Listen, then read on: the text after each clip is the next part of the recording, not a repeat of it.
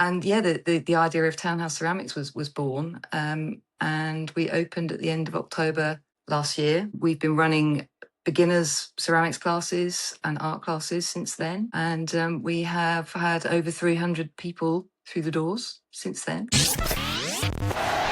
This episode is supported by a proper local clinic just outside of Bishop Stortford. Most people don't wake up planning to see a chiropractor. It's the stiff neck that won't ease, the bad back that's killing your sleep, or that pain that suddenly makes work and family life harder. Takeley Chiropractic help people get out of pain and, even more importantly, stay out of pain. They don't rush you. They take time to understand you and make you feel better.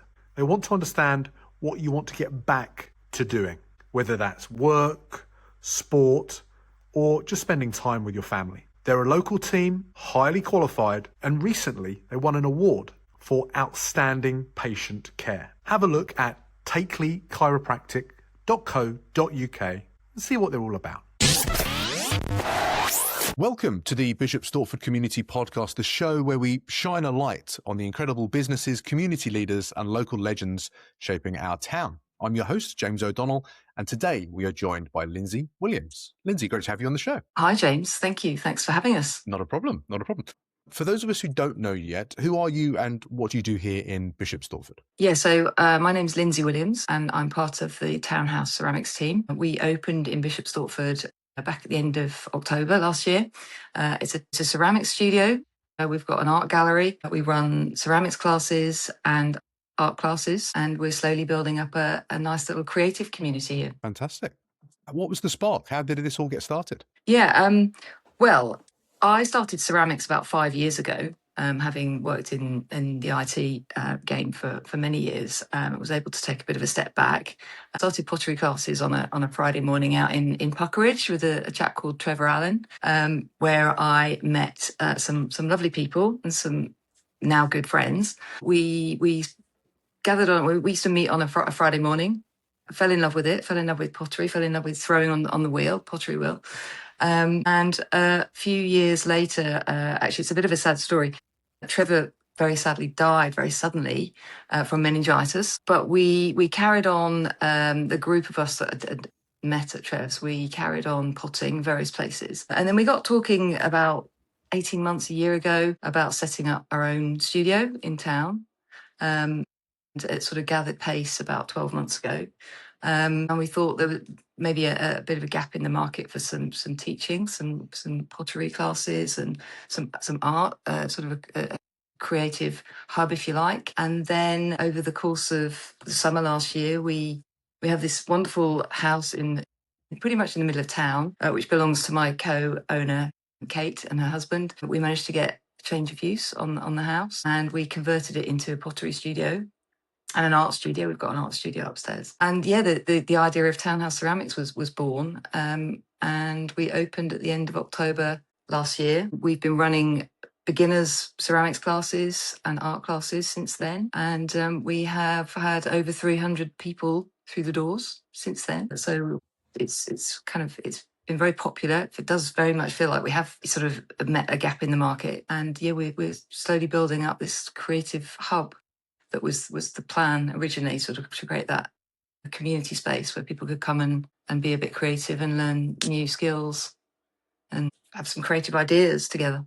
Fantastic. Who gets the most out of this, do you think? Who's this primarily aimed at? Yeah, I mean, we're aiming at adults. It's an adult space. You know, there are sort of other places in town that cater for the kids. So I think I loved art and woodwork when I was at school many years ago, back in the 80s. And then I went off and started a career. And in the intervening years, I didn't really do much in terms of being creative. But I always loved the idea of drawing or getting some clay out and making something. But I never did and never had the opportunity, really. So I think it's possibly for people that have been away from it for years and actually thinking, what can I do? It would be nice to have a new hobby, maybe meet some new people. And I think people 20s, 30s, 40s, 18 plus, 18 up to 100. People have been coming in through the doors and had some great feedback. Just people saying how mindful it is. It takes their minds away from things. And, there's that always a conversation about taking and getting rid of anxiety, focusing on something else, taking your mind away from troubles. And certainly the way of the world at the moment, it can be a frightening place. But I think people are coming in here and just being able to forget things and make things is really a positive thing in people's lives. Yeah, yeah. I can see from the social media and the photographs that I've seen of people that have put up, that have come along to the, to throw down their clay, so to speak. It looks, everyone looks very calm and happy, and like they're really enjoying just kind of losing themselves self in it. And 300 people through the doors, that's incredible. Since October, it really is. Yeah, we've been having. We had an opening day, 1st of November actually, where we had Richard Miller, who was one of the judges from the Great Pottery Throwdown. Obviously, a lot of people see that on, I think it's Channel 4. So that generated some interest. He was a lovely guy. Gave us a demo when he came in, and I think that sparked people's imagination. We've got a website. We put some of the courses up online. So we've been running courses since October now. We're in the middle of a 4-week throwing course we've got running at the moment, which is Tuesday, Wednesday, Thursday, Fridays. And we've also just started running some pottery lessons, so where people can go to the website and just book one-off sessions to come in and try the pottery wheel, try some hand building. And I think people are very much absorbed by it. It's you forget where you are if you sort of spark your creativity. A lot of people actually, I think, say, "Oh, I'm not that creative," but I think people are surprised when they're actually, they've got some clay in their hands or some tools, or they've got a paintbrush in their hand. They just need to be shown a few techniques, and your imagination can suddenly spark into life. Yeah. I think everyone's got a bit of creativity inside. Yeah, they're allowed to be creative by giving the tools to do something with. Definitely. Yeah. Absolutely, being in the environment. Yeah. What are you working on now then? So you've been up for almost 6 months, I suppose. Great that you've been able to keep going, and had so many people through the door. What are you most excited about over the next 6 months? Yeah. Well, I think more of the same. I think this community is emerging. And that very much was the idea, given that our background where we all sort of met at the pottery class.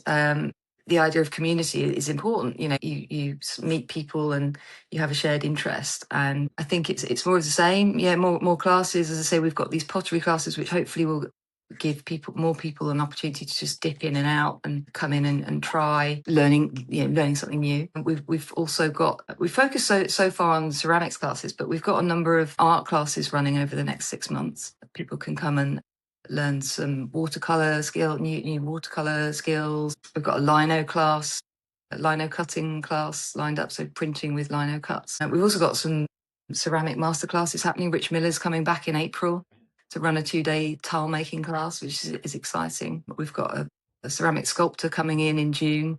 So we're trying some different things. We've got these 2-day masterclasses happening, which gives people a chance to delve into skills in a bit more detail. So more of the same, and just building up that community, I think, giving people the chance to come in and share ideas and spark off each other. Brilliant. It sounds awesome, and I haven't been able to pop in yet.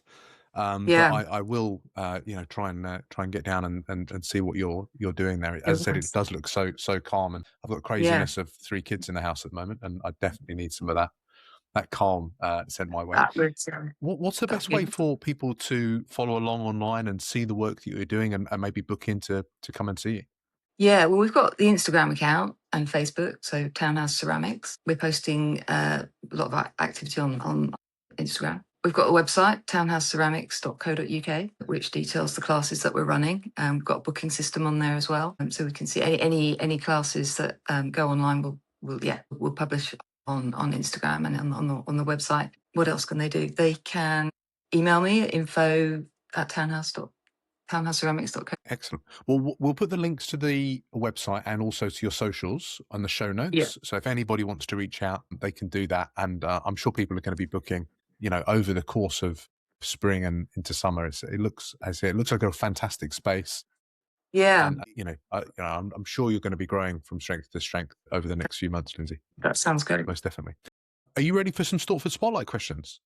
Yeah, definitely. Excellent. These are 3 super fast questions that we ask every guest that comes onto the Bishop Stortford Community Podcast. First question. If you could put one sentence on a billboard in Jackson Square, what would it say and who needs to hear it the most? Well, I think the sentence would be something like find a new hobby, learn new skills, and be part of a growing community at Townhouse Ceramics. A good advert, but also find a new hobby is always good for people and spark their own creativity. Yeah, absolutely. I think people are a bit scared of creativity. The word creativity. I think people it needs to be coaxed out of them. And as we just talked about, I don't think it's too difficult in the right environment. It's interesting because when if you talk to any young person, and I used to work in apprenticeships with young people, 16 through to 22, 23, and most of them would decide to describe themselves as creative. But as you get older, kind of life gets in the way. And the main thing I think about creativity, like this is my creative outlet, interviewing people, creating a little podcast. And that's the main thing is it's the word create. If you're practicing creating things that weren't there before, you are creative. It doesn't necessarily matter. It doesn't have to be a drawing. It doesn't have to be, a photograph. There's lots of different ways of creating things. That's a really good point. Really good point. And I kept creativity out of that sort of one-liner because I think it scares people. And it shouldn't. No. Please don't be scared by creating things, by being creative. Excellent. Thanks for that, Lindsey. Interesting. Question 2. Where do you go in Stortford that you secretly hope never gets too popular? Well, I think this has probably been mentioned a few times, actually, and it's almost an extension of our little office here because we've had a lot of meetings and a lot of decisions have been made there. But it's Cafe Dada. I think it's North Street, and the girls are great in there. And it always feels great when somebody remembers your coffee order and it makes you feel special. So, yeah, the girls in Dada are great, and great food, great coffee. Yeah, and I have been turned away a few times because it is too busy. It has been too busy. I'll know, and you've just made it worse. But hopefully now, because you've given them a shout out, they should nod you through. Hopefully, it is a particular thing. I think there was a study done once on coffee baristas and how their connection between recognizing a face and what people ordered. There's a weird study shown about how they learn to do it, almost like the knowledge for taxi drivers. They can remember hundreds and hundreds of faces and orders. It's incredible. Yeah, it's context again, I suppose, isn't it? Yeah, totally. Okay, last question. Who's doing something special in town that more people need to know about? Okay, this might be a bit circular because I came through to you via AbFab, the AbFab Fit Club.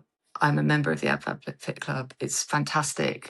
It's community, group of women. Jane's been on here. I know they've just updated their website. So lots of information up there on how to join, how to get fit, how to eat well. It's brilliant. It's a brilliant community. Aside from that, there's Adam at Loyal Candles that we've been talking. We haven't managed to meet yet, but I'd like to do a collaboration with him to make candle making in town. So yeah, look at Loyal Candles up in town. Will do. As I said, we've had Jane on the podcast. My wife is looking into that after having our third child, about getting into there. There's a great class they run where you take your baby along and you do the exercise with the baby, and she's looking forward to start that. But let's definitely, if you can connect me with the candle making, that sounds fantastic. I'd love to literally shine a light on what they're doing there. What a great little I think there's so much going on in town. There's lots of opportunity to be creative and get involved in things. Yeah, it's a fantastic place for that. It really is. What's your website again, Lindsey, if anybody wants to follow up and book in with you? Yeah, it's townhouseceramics.com. Excellent. Links will be in the show notes. Anybody that wants to reach out, they can do that. Lindsey, that's a wrap. Thank you so much for joining us today on the podcast. Thank you, James. It's been really good to talk to you. No problem. Thanks so much. No problems. If you've enjoyed this episode, the best way to support the show, the Bishop Stortford Community Podcast, is to hit follow, leave a quick review on YouTube, Apple or Spotify, or share it on your socials or with someone in town who you think should hear it and come along to Townhouse Ceramics to enjoy some of the classes that Lindsey and the team have put on there. And if you've got a local legend that you think we should feature next, someone who's doing something incredibly creative that nobody actually knows about, that we can shine a light on them, share their name in the show notes as well, in the links, below, and I can reach out to them and invite them on, just as we've done with Lindsey at Townhouse Ceramics. Again, Lindsey, thank you so much for joining us on the show today.